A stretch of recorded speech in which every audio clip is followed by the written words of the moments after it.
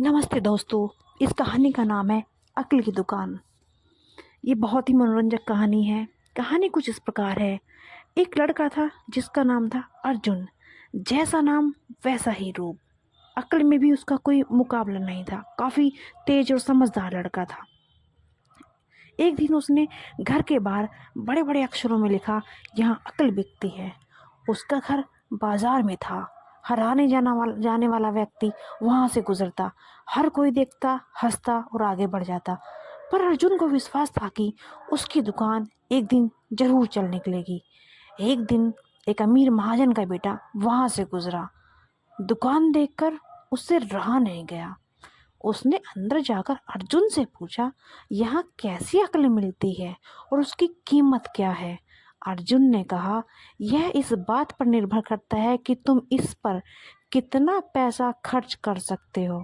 पिंकू ने जेब से 1 रुपया निकालकर पूछा, इस रुपये के बदले कौन सी अक्ल मिलेगी और कितनी। भाई, 1 रुपये की अक्ल से तुम 1 लाख रुपए बचा सकते हो।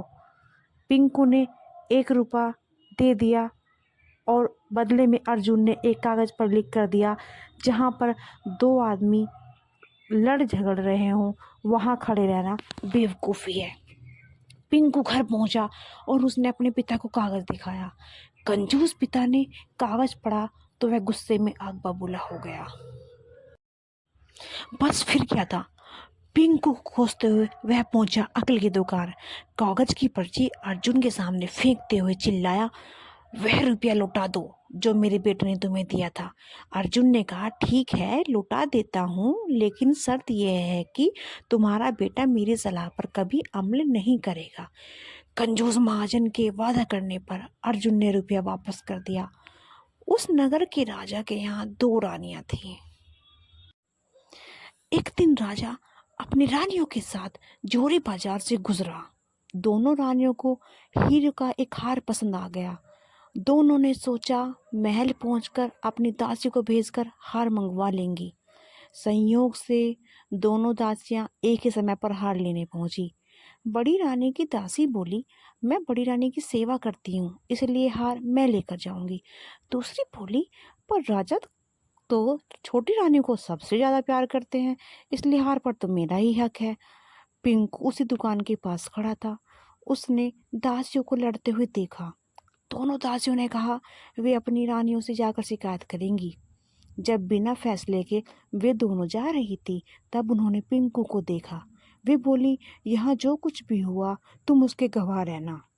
दासियों ने कहा, पिंकू से पूछ लो, वह वहीं पर मौजूद था।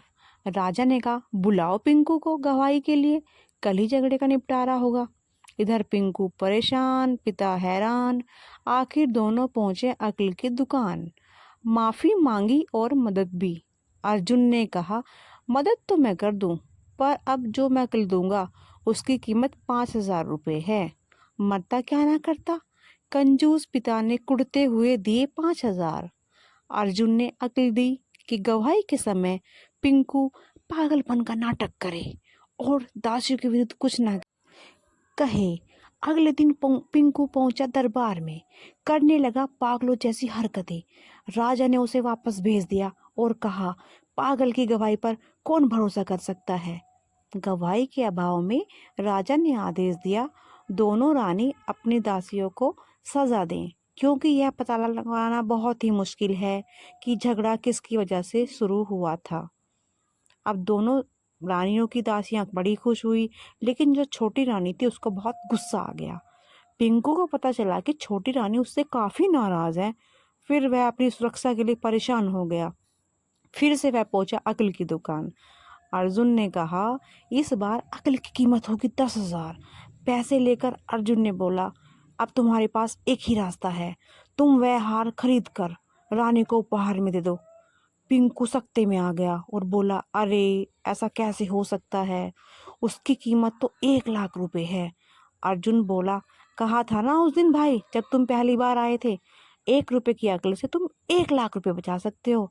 इधर पिंकू को हार खरीद कर भेंट करना पड़ा, उधर अकल की दुकान चल निकली। कंजूस महाजन सिर पीट कर रह गया।